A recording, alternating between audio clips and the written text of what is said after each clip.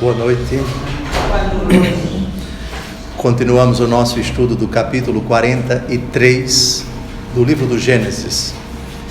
Resumo do capítulo: é a segunda viagem dos filhos de Jacó ao Egito. Foram a primeira vez, agora precisam ir a segunda vez.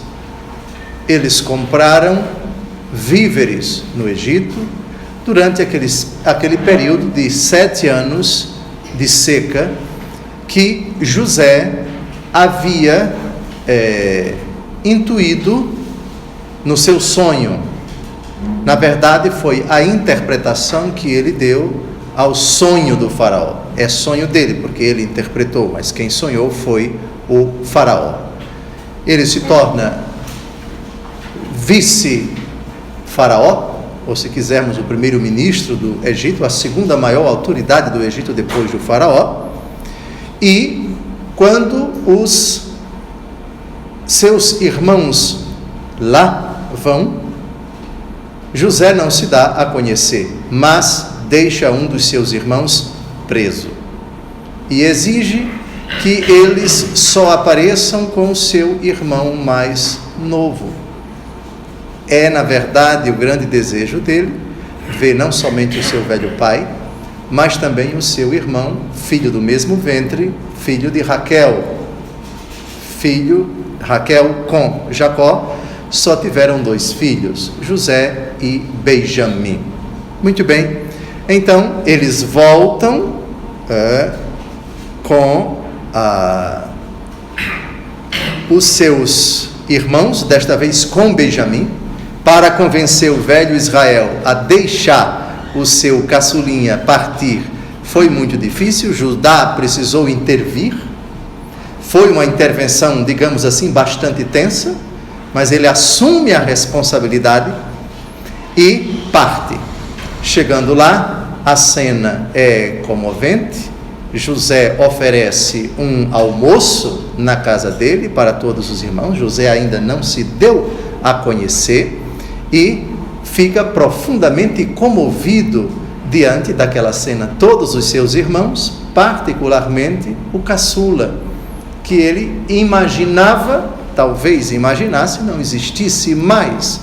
20 e poucos anos se passaram. É uma felicidade só. E aqui a gente terminou no versículo 30, depois que ele vê Benjamim, abençoa Benjamim, e não aguenta e se ausenta da sala e vai chorar. E me recordo que no sábado passado a última coisa que falamos foram as 5 passagens do livro do Gênesis onde José chora. José o chorão, José o homem profundamente emotivo, e falamos que chorar é profundamente humano, profundamente másculo também, se quisermos, porque Jesus chorou. Chorar é humano, expressar, extravasar o sentimento com lágrimas em nada diminui, no caso dos homens, a sua masculinidade. E a última frase da semana passada foi essa: homem que é homem, chora. Vamos então retomar o versículo 30. E retirou-se precipitadamente, porque suas entranhas se tinham comovido por causa de seu irmão, e tinha vontade de chorar. Entrou em seu quarto e deu livre curso às lágrimas. Vamos terminar esse capítulo comovente, porque o outro capítulo vai ser mais comovente ainda. Digamos que da história toda é o mais tocante. É a manifestação da providência divina, o triunfo da bondade de Deus que cuida de cada um dos acontecimentos, mesmo dos mais insignificantes. Nada escapa do plano de Deus, que até do mal que nós fazemos, Ele sabe tirar o bem. Aliás, qual foi a frase que eu pedi para vocês decorarem? Gênesis capítulo 50, versículo 20, a frase desse rapaz que tinha tudo para se vingar dos seus irmãos, tudo para dar uma punição exemplar, tudo para não querer vê-los jamais.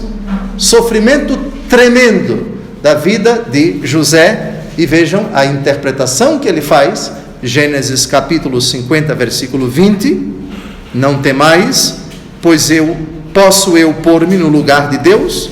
Vossa intenção era de me fazer mal, mas Deus tirou daí um bem.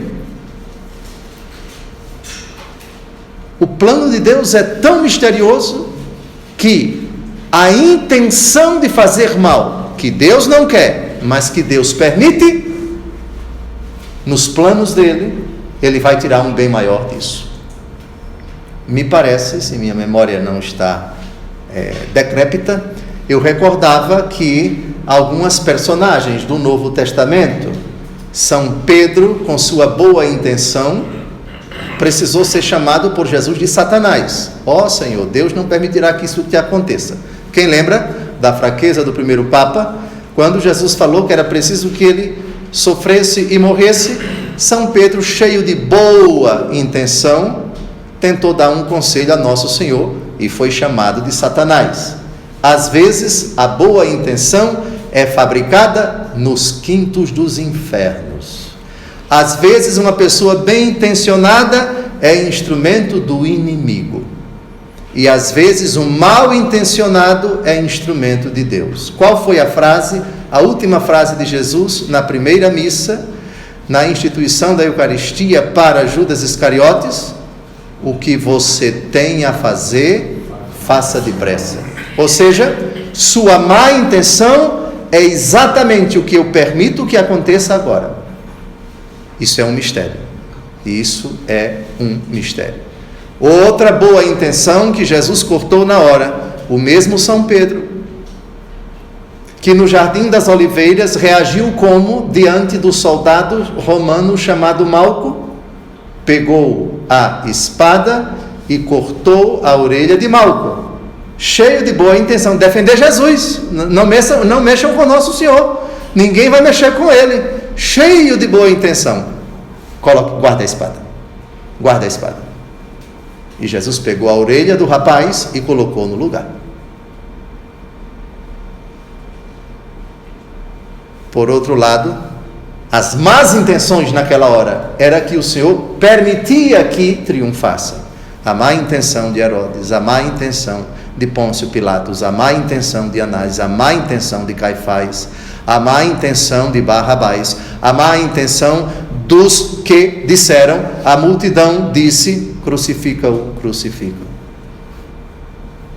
Estamos ou não estamos diante de um mistério? Estamos sim. Versículo 31.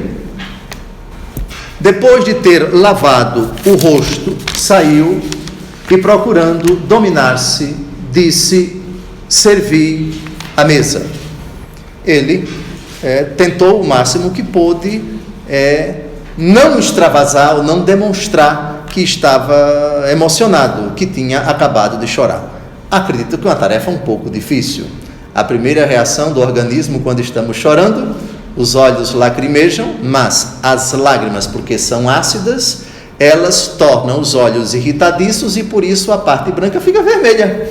É impossível que uma pessoa que chore, mesmo tendo enxugado as lágrimas, você não perceba, porque a parte branca do olho fica irritada com a acidez das lágrimas. De qualquer maneira, tentou se dominar, procurando dominar-se. Versículo 32. Serviu-se-lhe à parte seus irmãos, também à parte, e igualmente à parte os egípcios, seus comensais, porque lhes é proibido comer com os hebreus. Isto é para eles uma coisa abominável. Bem, o que é que nós temos aqui nesse versículo 32? Aquele velho sentimento, não vamos dizer de bairrismo, nem de nacionalismo. Bairrismo, nacionalismo são categorias bem recentes na história da humanidade, mas é aquela convicção de uma das culturas, uma das civilizações mais antigas do mundo. Vejam que, em comparação com o Egito, Israel, que ainda não era uma nação, estava longe de ser uma nação, tem pouco tempo. O que era que havia ali?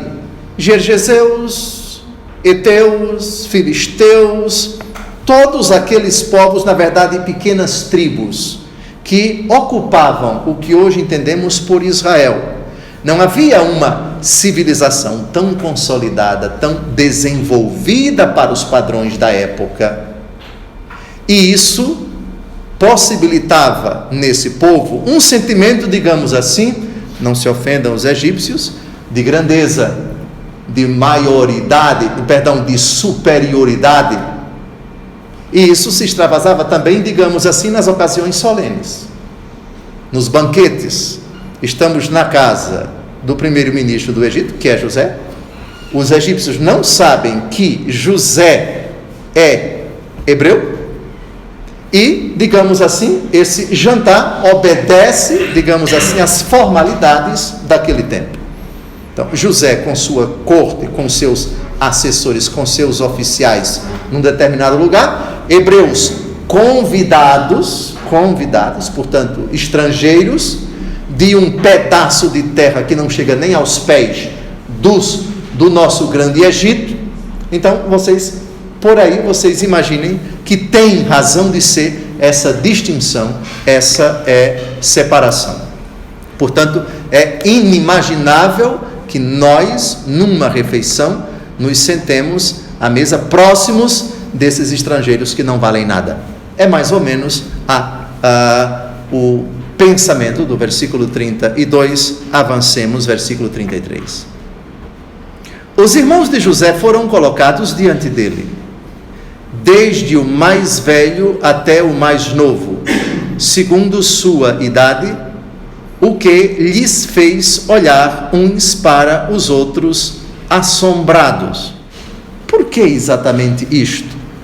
Provavelmente perguntaram eles a si e aos outros. O texto não diz se José exigiu isso deles mesmos, ou seja, vocês se sentem aqui na ordem do mais velho ao mais novo, ou se o próprio José, os reconhecendo, determinou que eles ficassem nessa ordem. Parece que essa segunda alternativa se adequa mais ao texto por causa da palavra assombrados. Ou seja, como é que o primeiro-ministro do Egito determina com tanta precisão a ordem nossa, do mais velho ao mais novo? No capítulo 44, a gente vai perceber que José tinha, digamos assim, uma prerrogativa.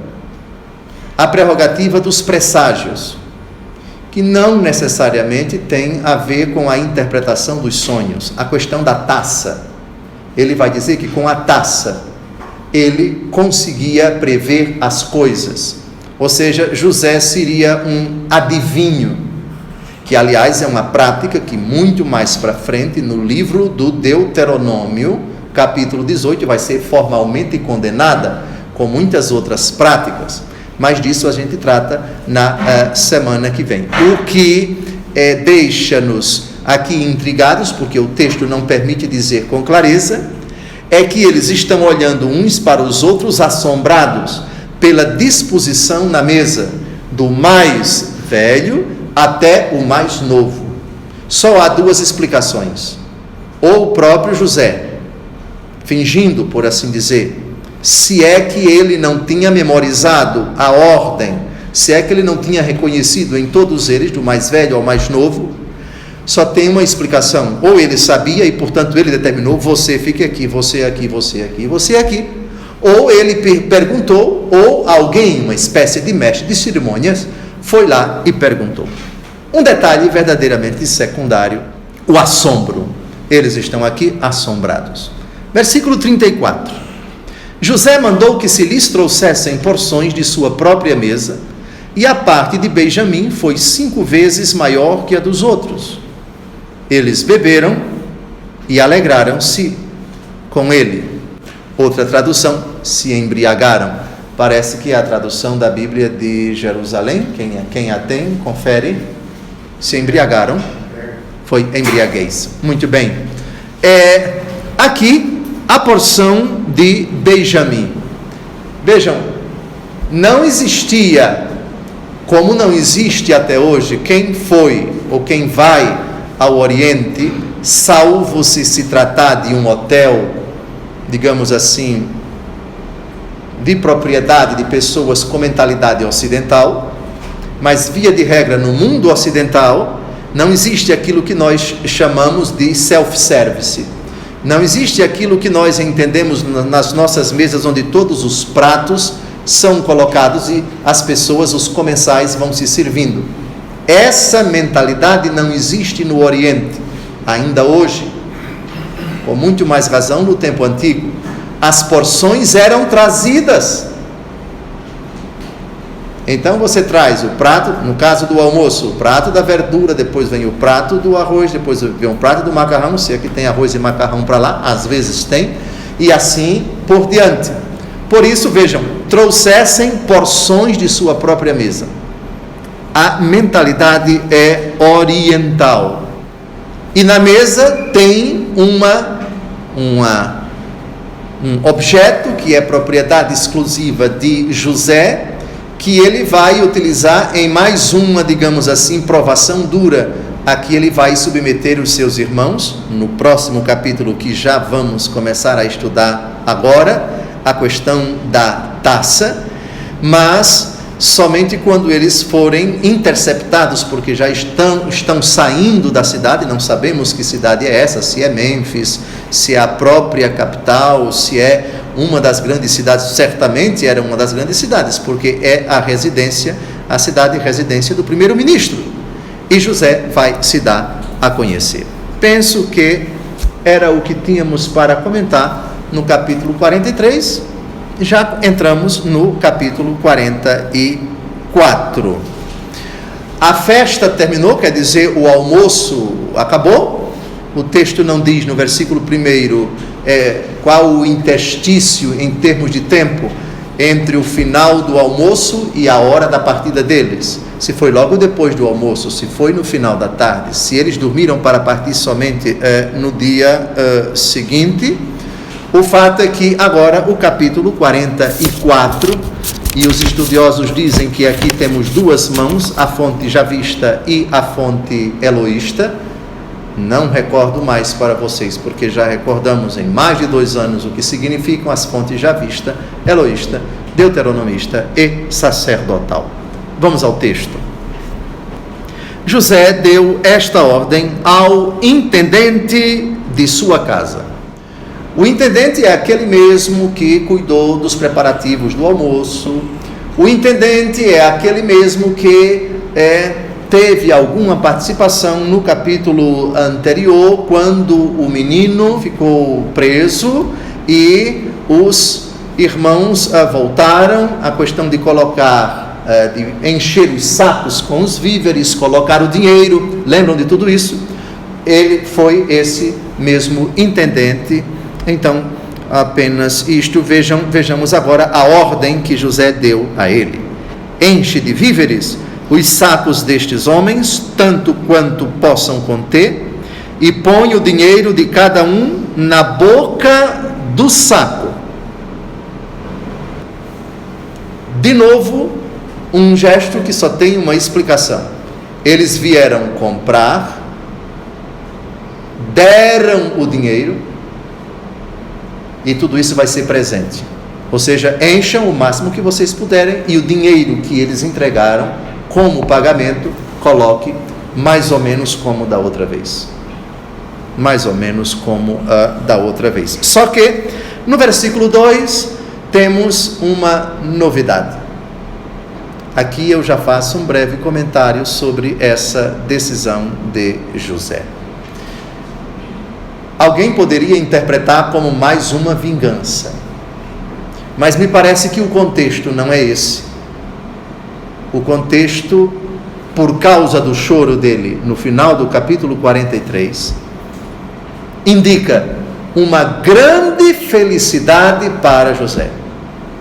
E todo o contexto do capítulo 44, o que ele vai fazer agora, porque vai ser um constrangimento tremendo, José aqui vai, digamos assim, armar contra os seus irmãos, mas é uma armação que não tem como finalidade uma vingança, mas tem como finalidade deixar o irmão querido, que ele ama tanto, consigo, e agora que ele tem certeza de que esse irmão está vivo, o plano dele é trazer o pai.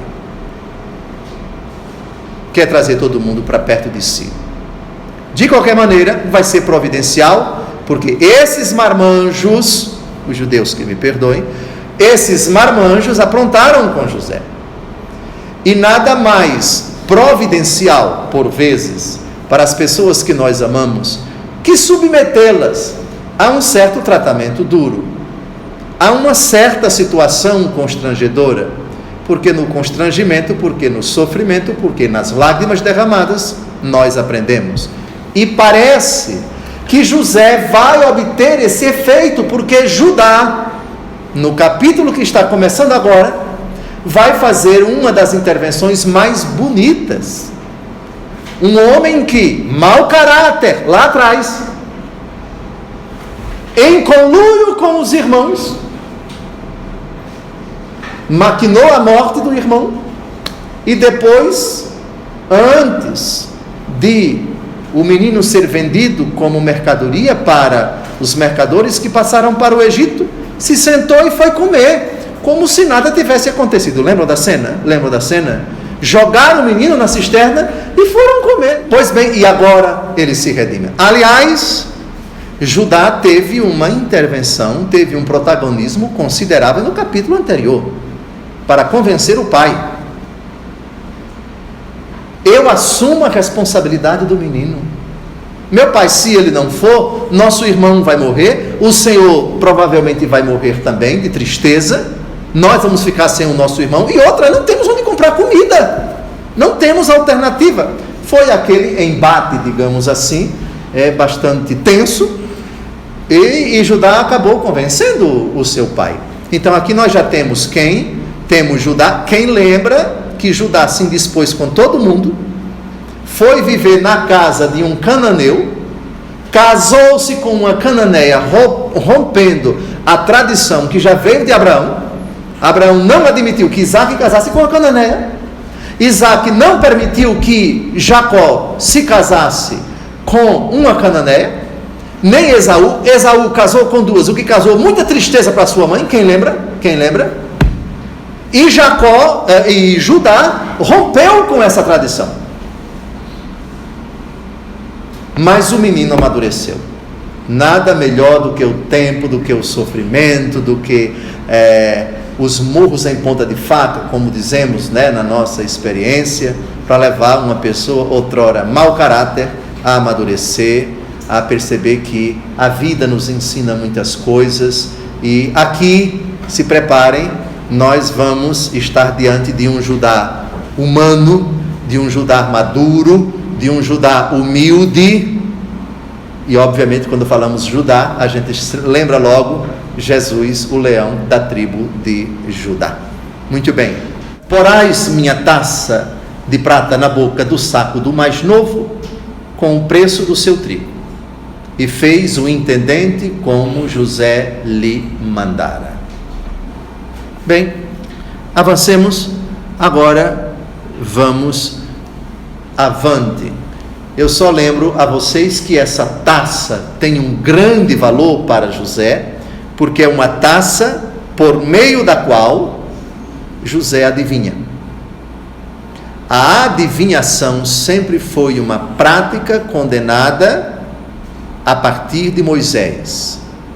Aqui nós estamos numa época bem remota, bem anterior a Moisés, uma prática que, materialmente falando, é pecaminosa. A adivinhação. José, o hebreu, adorador do verdadeiro Deus, teria, malgrado a sua fé no único Deus, assimilado alguma prática pagã do meio do povo egípcio. Quem se lembra de Labão? Quem se lembra de Raquel? Labão foi ao encalço do seu genro, insinuando que os seus ídolos haviam sido roubados. E de fato foram. Quem foi que roubou os ídolos de Labão? Sua própria filha, a grande paixão da vida de Jacó, nossa matriarca. Ou seja, uma prática, obviamente que no contexto foi uma fraqueza pontual, mas de qualquer maneira foi uma fraqueza. O mesmo pode-se, servate servandis, observadas as devidas observações, se aplicar à pessoa de José. A adivinhação, ela é pecado. Onde está isto? Vamos ao livro do Deuteronômio, capítulo 18, versículos de 10 a 12. José que faz adivinhação com sua taça, em voz alta, de 10 a 12. Não se ache no meio de ti quem faça passar pelo fogo seu filho ou sua filha, nem quem se dê à adivinhação, à astrologia, aos agouros, ao feiticismo, à magia, ao espiritismo, à adivinhação ou à invocação dos mortos, porque o Senhor teu Deus abomina aqueles que se dão a essas práticas, e é por causa dessas abominações que o Senhor teu Deus expulsa diante de ti essas nações. Portanto, não é porque José praticava, lembrem-se que estamos nos primórdios. Raquel praticava, como Labão praticava, como Taré, pai de Abrão, praticava, como José, pelo menos pontualmente, praticou. Também vai ser a última vez que José vai praticar isto. Essa prática ele vai romper com ela. Muito bem. De manhã, ao romper do dia, foram despedidos com seus jumentos. De manhã ao romper do dia. Então vejam, parece que eles dormiram, se não no palácio, mas em algum lugar próximo ao palácio, providenciado tudo, evidentemente, por José. Então, nós temos um espaço do almoço, do dia anterior, porque o banquete foi na hora do almoço, e a partida deles no romper do dia. Versículo 4. Deixaram a cidade, mas não tendo ido ainda muito longe, José disse ao seu intendente: levanta-te e persegue estes homens, e quando os tiveres alcançado, dir-lhes-ás: porque pagaste o bem com o mal. E continua: a taça que roubastes é aquela em que bebe o meu senhor, e da qual se serve para as suas adivinhações. Fizestes muito mal. Primeira observação é que, quando parece o contexto, que quando José determinou ao intendente para encher os sacos e colocar o dinheiro, o intendente não sabia qual era a intenção. Só veio saber agora, no outro dia. E me parece que ele ainda estava dormindo. Levanta-te e persegue. Bem, o levanta-te também pode ser entendido, ele estava sentado já, acordado. De qualquer maneira, parece, no versículo 4, que o intendente só veio saber do plano no dia seguinte, quando eles já tinham partido. No versículo 5, da qual se serve para as suas adivinhações. No Novo Testamento, nós temos uma prática bastante primitiva para se decidir uma coisa. Normalmente, as decisões tomadas por muitas pessoas são decisões orais, são decisões expressão de uma vontade. Mas a escolha de Matias, o apóstolo que substituiu Judas Iscariotes, foi uma escolha insólita para os padrões atuais. Quem lembra como foi que Matias foi escolhido? Sorte, que é uma expressão genérica.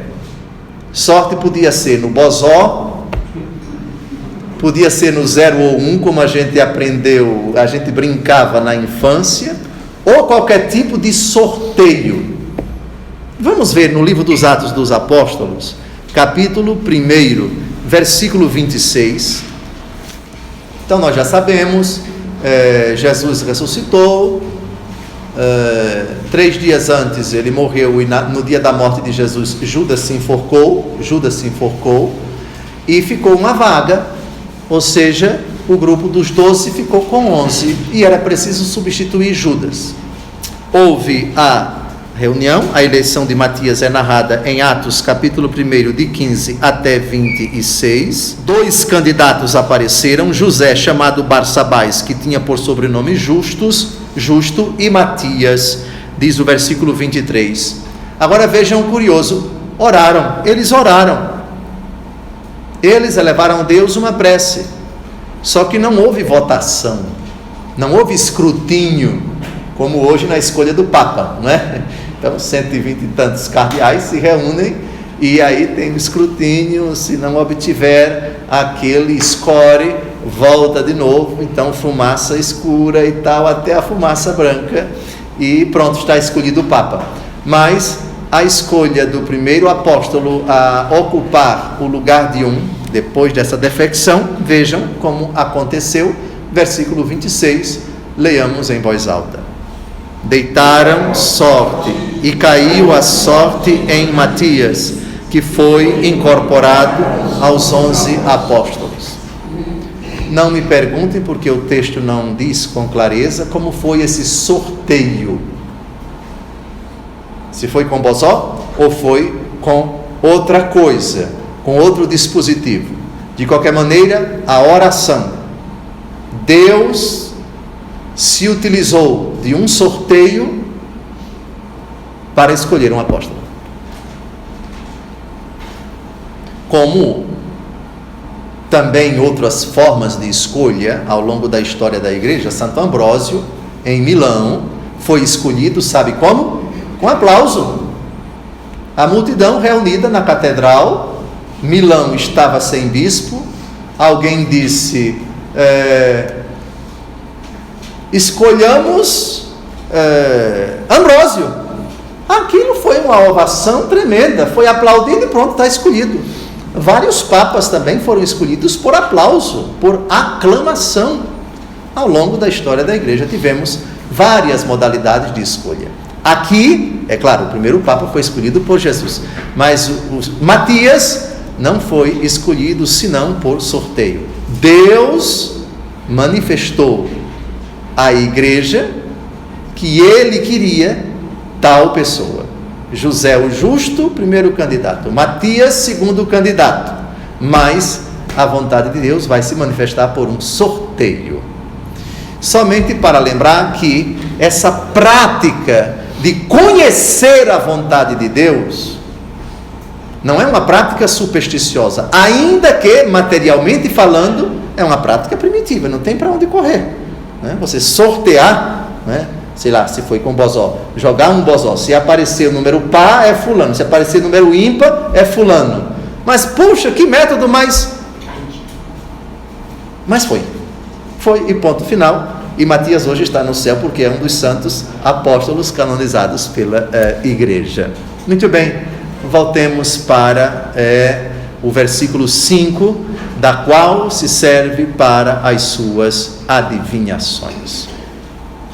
Então, essas são as palavras que José deseja que o intendente diga quando o intendente alcançar os seus irmãos que já estão saindo da cidade. O intendente, tendo-os alcançado, falou-lhes desse modo. A surpresa foi tremenda, como a gente vai perceber nos versículos seguintes, a consternação, a prostração também da alma, a vergonha, o constrangimento, etc., serão imensos. É lógico que o intendente sabe que é tudo uma armação, é lógico que o intendente sabe que é uma jogada, só que ele não sabe as verdadeiras intenções de José. Ele sabe que está fazendo parte de um jogo, ele sabe que aquilo é uma armação, ele sabe que aquilo não é verdade. Versículo 7. Eles responderam: por que fala assim o meu senhor?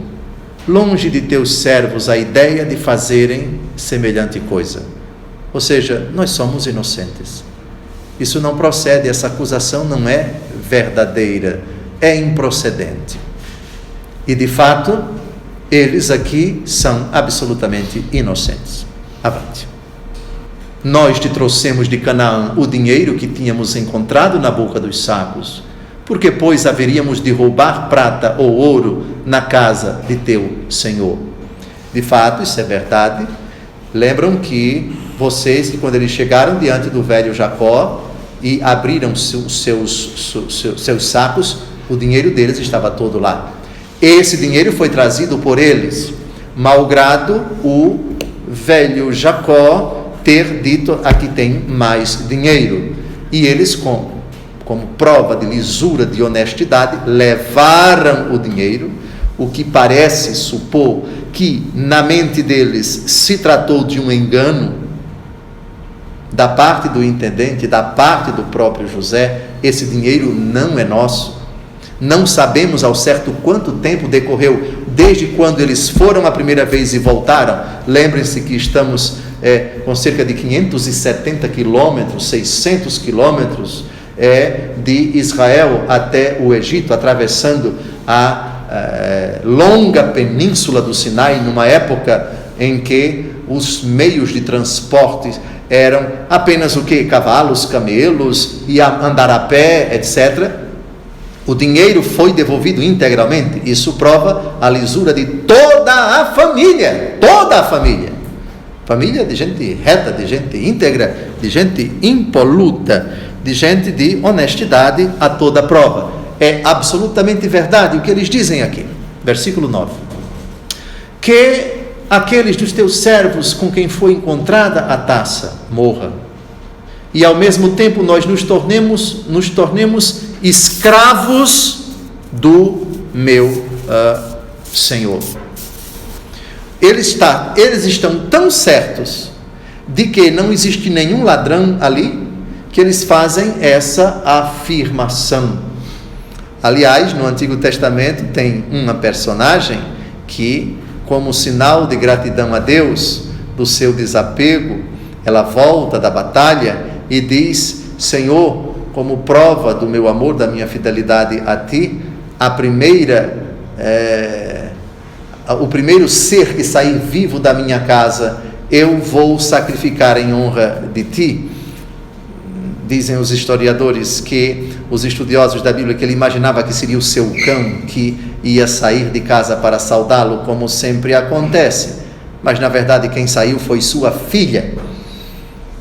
O texto não fala da imolação da filha, fala que a filha obedeceu ao pai e saiu para prantear a sua vida, a sua virgindade, porque ia morrer virgem. O texto não diz claramente, mas é provável que essa personagem tenha sacrificado a sua própria filha. Aqui, obviamente, que é uma afirmação que não vai poder ser cumprida. Eu repito, versículo 9, que aquele dos teus servos com quem foi encontrada a taça, morra. A taça vai ser encontrada, e no saco de Benjamim, e Benjamim não vai ser morto. Mas entendam, por favor, o versículo 9 como a expressão de uma absoluta certeza moral de todos os irmãos, de que todos são honestos e de que ali não tem nenhum ladrão. Versículo 10: está bem, disse-lhes ele, o intendente, seja como dissestes, aquele com quem foi encontrada a taça será meu escravo, vós outros sereis livres. Reparem que a frase do intendente destoa um pouco do que eles desejam. Eles desejam que o ladrão morra. O intendente diz: não vai morrer, vai ser meu escravo. Que é exatamente o que José quer, que o menino volte. Só que o discurso de Judá é que vai mudar tudo. E José, que pretendia provavelmente se dar a conhecer como José mais para frente, não aguenta e se dará a conhecer no capítulo seguinte, no capítulo 45. Mas avancemos. Versículo 11: e imediatamente pôs cada um o seu saco por terra e o abriu. Constrangimento tremendo. Adivinhem quem foi que passou por esse constrangimento? Lembram do episódio de Labão? que foi ao encalço de Jacó: por que você fez isso? Você saiu sem se despedir de mim? Minhas filhas saíram sem se despedir de mim? E mais, os meus ídolos não estão comigo. Olha o constrangimento. Jacó precisou dizer: você ainda então em todas as barracas aqui, se encontrar alguma coisa. Ele não sabia que os ídolos estavam debaixo de Raquel, que ainda estava no camelo, estava sentada em cima deles. Ele veio saber depois, evidentemente, somente para ilustrar que esse constrangimento horrível tinha acontecido. Vamos ao versículo 12. O intendente revistou-os, começando pelo mais velho e acabando pelo mais novo, e a taça foi encontrada no saco de Benjamim. Parece, o texto não diz, mas parece que aqui nós temos talvez uma intenção, se não primária, mas pelo menos remota, de ele testar o sentimento dos irmãos pelo único, na mente deles, que ainda estava vivo, o único filho da amada Raquel, o filhinho tão querido de Jacó, por quem ele nutria um amor desmedido. E agora temos esse menino, o queridinho de papai, do nosso pai, um verdadeiro ladrão. Teria José tido essa intenção? Porque ele poderia decidir: coloque não no saco do meu irmão, porque ele pode ser mal interpretado. Coloque no saco de Levi, no saco de Efraim, no saco de... Mas não, exatamente do seu irmão. E curiosamente, Judá não vai fazer uma única acusação, que vai ser o grande defensor no seu discurso nesse capítulo, e nenhum dos outros irmãos tem uma reação, nenhum deles faz uma acusação formal contra o menino. Um mistério. Avancemos. Versículo 13. Eles rasgaram suas vestes e, tendo cada um carregado de novo o seu jumento, voltaram para a cidade. Nós já vimos que rasgar as vestes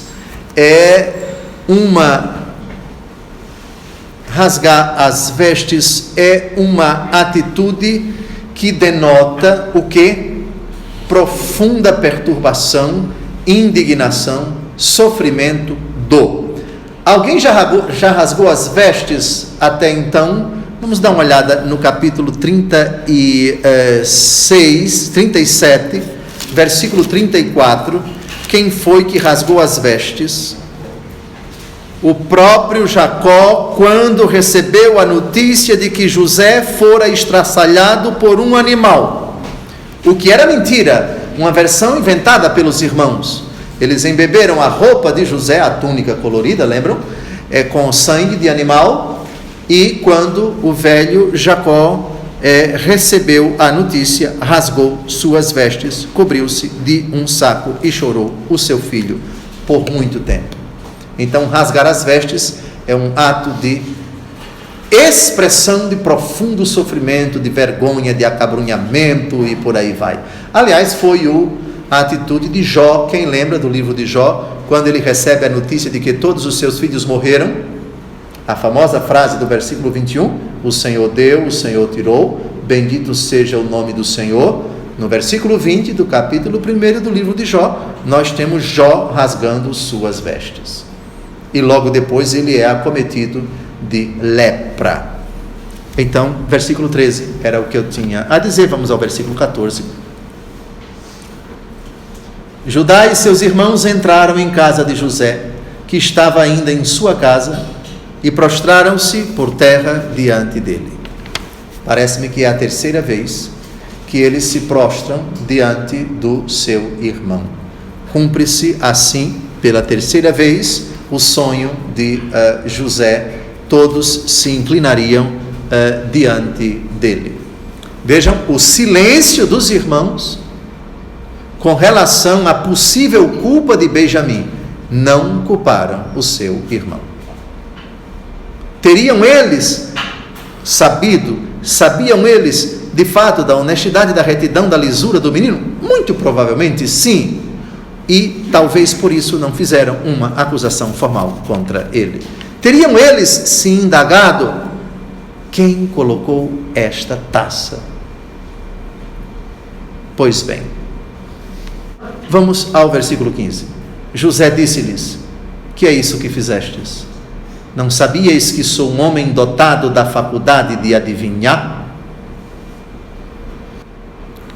Estaria José aqui falando por falar? Ou seja, não propriamente descobrir que uma taça está no saco de um deles é propriamente adivinhação, por uma razão básica. Foi tudo uma armação. Então não foi adivinhação. Mas a adivinhação poderá ter relação com a taça de que vamos tratar logo a seguir. Continue. Judá respondeu: que podemos dizer a meu senhor? Que falaremos? Como nos justificar? Deus descobriu o crime de teus servos. Somos os escravos do meu senhor, nós e aquele junto de quem foi encontrada a taça. Aqui, por favor, texto no contexto. Há muitas pessoas que de uma afirmação fazem uma ilação indevida. Analisem bem. Essa afirmação, essas perguntas, são um atestado de culpa? Não necessariamente. Essa reflexão: Deus descobriu o crime de teus servos, faz relação com o crime contra José, lá atrás. Não é um atestado de culpa. Eles estão dizendo: nós roubamos e nós colocamos a taça no saco de Benjamim. O contexto não nos autoriza a dizer isso. É uma reflexão do sofrimento deles, na linha da mesma reflexão no capítulo anterior. Que, aliás, essa reflexão foi feita na frente do próprio José. Vamos lembrar qual é a reflexão do capítulo 42, versículos de 21 a 23. Disseram uns aos outros: em verdade espiamos o crime cometido contra o nosso irmão, porque víamos a angústia de sua alma quando ele nos suplicava e não o escutávamos. Eis porque veio sobre nós esta desgraça. Não vos tinha eu dito, disse-lhes Rubem, para não pecardes contra o menino? Não quisestes ouvir-me, e eis agora que nos é reclamado o seu sangue. De qualquer maneira, eles todos refletiram, Judá consigo. Então, é na linha dessa reflexão do capítulo 42 que se deve entender essa afirmação: Deus descobriu o crime de teus servos. Versículo 17. Longe de mim, replicou José, o pensamento de agir dessa forma. Mas aquele em poder de quem foi encontrada a taça, esse será o meu escravo. Vós outros, voltai em paz para junto de vosso pai. Perceberam a sutileza aqui, que José não chama Benjamim de ladrão? José não vai por esse caminho. José diz: aquele em cujo saco foi encontrada a taça vai ser meu escravo. Judá queria mais, isto é, todos nós vamos ficar. Repare que gesto bonito no versículo 16. Ele podia dizer: não, nós não vamos pagar por um crime que o nosso irmão cometeu. Perceberam aqui o que no exército se costuma dizer espírito de corpo, que é uma coisa muito bonita. Não é o que toca um, toca todos. Parece que isso aparece no versículo 16. Ou seja, nós não entramos no mérito de quem foi o ladrão, mas já que a taça foi encontrada no saco de um de nós, todos nós seremos escravos do Senhor. Ou seja, não vai ser somente o nosso irmão caçula. Digam se não é uma coisa bonita. Se nosso irmão caçula vai ficar escravo, nós todos vamos ficar. Mais uma prova de honestidade, mais uma prova de lisura. Se nosso irmão vai ficar aqui, nós vamos ficar com ele. Isso nem é um atestado de culpa de José, de Benjamim, nem é um atestado de culpa deles todos. Isso é prova de união de todos eles, que sabem que o menino vai ficar escravo, porque o intendente falou: não, se nosso irmão vai ficar escravo, nós vamos ficar com ele. Parece, mas posso estar errado, que nesse versículo 16, temos uma prova velada de que eles não acreditam que Benjamim tenha sido ladrão. Mas eu respeito quem pensa diferente. Mas o versículo 16 me leva a dizer que mesmo a taça encontrada no saco de Benjamim não convenceram, esse fato não convenceu os irmãos de que Benjamim era culpado. Isto é, não sabemos por que a taça está aqui, mas já que nosso irmão vai ser culpado, vai ser escravo, nós todos vamos ficar com nosso irmão. Que situação difícil. E nosso pai sozinho lá, o que vai ser dele? Ele precisa de comida, e aqui nós seremos escravos. Mas falou mais alto o quê? O espírito de corpo, que é uma expressão que fora das forças armadas as pessoas não entendem muito, mas como que está longe de ser fisiologismo. Fisiologismo é quando várias pessoas se unem para um intento perverso, pecaminoso, ilícito, ilegal. Espírito de corpo não é nada disso, não é? Nós somos uma família, e o que toca a um toca a todos. Nós estamos unidos até a morte, se for o caso. Versículo 17, então: só esse vai ser meu escravo, vocês voltem para junto do pai de vocês. Muito bem, agora vai começar uma das intervenções mais bonitas, uma eloquência significativa de Judá, que se adianta. Não é o mais velho, parece-me que é o quarto na linha de sucessão, é o quarto, e vai ser uma intervenção que, à medida em que ela vai avançando, tudo verdade, vai deixando José cada vez mais comovido. Essa intervenção vai até o final do capítulo. Vamos então, nesses 7 minutos, dado que tudo que ele vai dizer já aconteceu, eu não vou parar muito nos versículos, porque ele somente vai recordar, e vai recordar com minúcias, com emoção também, não é? É a versão dos fatos para o conhecimento de José, que não sabia do que aconteceu na Palestina nesse ínterim, até o versículo 34. Então Judá adiantou-se e disse a José: rogo-te, meu senhor, que permitas ao teu servo dizer uma palavra aos ouvidos do meu senhor, e não se acenda a tua ira contra o teu servo, porque tu és como o próprio faraó. Ou seja, pede a palavra, antecipadamente já pede desculpas, pede que ele não se irrite, porque ele agora vai usar da palavra. Judá, o intercessor. Gravem bem isso, porque aqui nesse discurso Judá vai ser tipo de Jesus, vai ser imagem de Jesus, porque algumas características de Judá a gente vai poder aplicar a Jesus, guardadas evidentemente as devidas proporções. Meu senhor havia perguntado aos seus servos: tendes ainda vosso pai? Tendes um irmão? E de fato José perguntou isso no capítulo anterior, sem comentários. E nós havíamos respondido ao meu senhor que tínhamos um velho pai e um irmãozinho, filho de sua velhice, do qual o irmão havia morrido, e que, como ele foi deixado o único de sua mãe, seu pai o amava. De fato, isso aconteceu. Todo esse diálogo vocês deem uma olhada depois no capítulo anterior. Ele está recordando o que até agora José foi testemunha ocular e auricular também. A questão aí de velho pai, já vimos que Jacó ainda vai viver vários anos e vai morrer com a idade de 147 anos.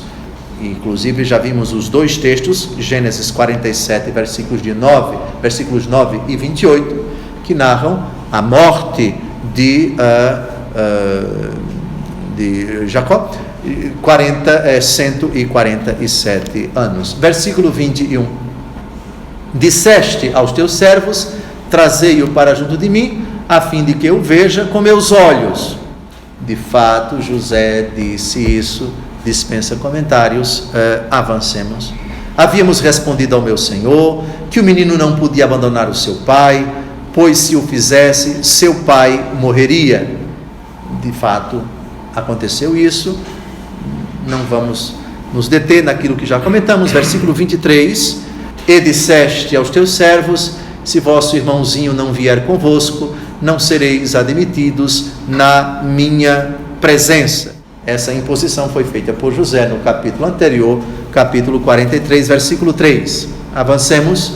Quando voltamos para a casa do teu servo, agora José vai saber do que ele não sabia, Até o versículo 23, José sabia. A partir do versículo 24, o que vai ser dito, José não sabia. Quando voltamos para a casa do teu servo, nosso pai, referimos-lhe as palavras do meu senhor. Também não vou me ater sobre isso, porque já foi narrado os fatos narrados no capítulo anterior e que já comentamos. Quando nosso pai nos mandou voltar para comprar alguns víveres, respondemos-lhe, não podemos descer. Mas se nosso irmão mais novo nos acompanhar, falo-emos, pois que não seremos admitidos na presença do governador, se nosso irmão não for conosco. Agora tentem, por favor, se colocar no lugar de José, tendo notícia do seu velho pai, e agora sabendo que o seu velho pai se angustiou, o drama vivido pelo seu velho pai, o drama de todos eles. Avancemos. Teu servo, nosso pai, nos replicou, sabeis que minha mulher me deu 2 filhos, um desapareceu de minha casa, e eu disse, certamente foi devorado, e não mais o revi até hoje.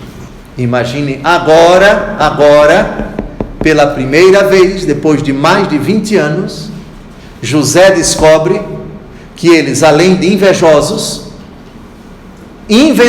mentiram para o seu pai, porque essa informação José não sabia, e soube, ou seja, meu pai sofreu todos esses anos por causa deles. Pois bem, aqui está uma informação que deve ter mexido nas entranhas de José. E não mais o revi até hoje. Se me tirais ainda este, e lhe acontecer alguma desgraça, fareis descer os meus cabelos brancos à habitação dos mortos, sob o peso da dor. De fato, Jacó disse isso. Se agora volto para junto de teu servo, meu pai, sem levar conosco o menino, ele cuja vida está ligada à do menino, desde que notar que ele não está conosco, morrerá. E teus servos terão feito descer a habitação dos mortos, sob o peso da aflição, os cabelos brancos do teu servo, nosso pai. A argumentação é impecável. A grandeza de Judá vai ser em expor o problema e apresentar uma solução, digamos salomônica. Salomão é bem depois dele, mas uma decisão, uma proposta, enfim, que o senhor não vai abrir mão, primeiro-ministro, de ficar alguém como escravo. Nós estamos convencidos, é o que se pode intuir nas entrelinhas, no pensamento de Judá. Ou seja, eu me proponho a ficar no lugar do menino, mas deixe o menino ir embora, eu fico no lugar dele. Essa é a intenção dele. Mas isso vamos chegar lá no versículo 34. Ora, o teu servo respondeu pelo menino junto de meu pai, e disse-lhe que se ele não lhe reconduzisse, seria eternamente culpado para com o seu pai. E de fato isso aconteceu. Já refletimos, já estudamos isso no capítulo anterior. Rogo-te, pois, olha agora a proposta, aceita que teu servo fique escravo de meu senhor, em lugar do menino, para que este possa voltar com seus irmãos. Grandeza de alma de Judá. Eu considero isso uma forma não de reparar, o mal que ele fez contra José, que está ali diante dele, mas uma forma de tentar pelo menos atenuar as imensas consequências da decisão assassina, invejosa e outros adjetivos que eu não quero citar aqui, de todos eles contra José. E José está percebendo que está diante de um menino que lhe fez muito mal lá no passado, mas de um interventor, vamos chamar de intercessor corajoso, que apresenta o drama de todos os irmãos, apresenta a dificuldade do seu velho pai, ele não vai aguentar, ele vai morrer. Então a solução para salvar a vida do nosso pai, que é muito apegado ao nosso irmão, que o nosso irmão seja libertado e eu fico no lugar dele.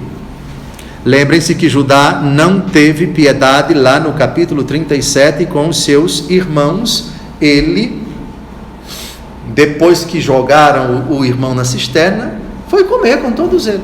Como poderia eu apresentar-me diante do meu pai se o menino não for comigo? Ou eu não poderia suportar a dor que sobreviria do meu pai? Muito bem. Versículo 34, José ouve tudo isso e não vai aguentar, vai se dar a conhecer, e é o que vamos estudar no capítulo próximo. Desejo que todos estejamos aqui no próximo encontro para esse capítulo igualmente comovente, igualmente emocionante. Talvez estejamos aqui diante do capítulo da história de José, do mais bonito, do mais emocionante. Uma boa semana a todos, até o próximo encontro, se Deus quiser. Boa noite.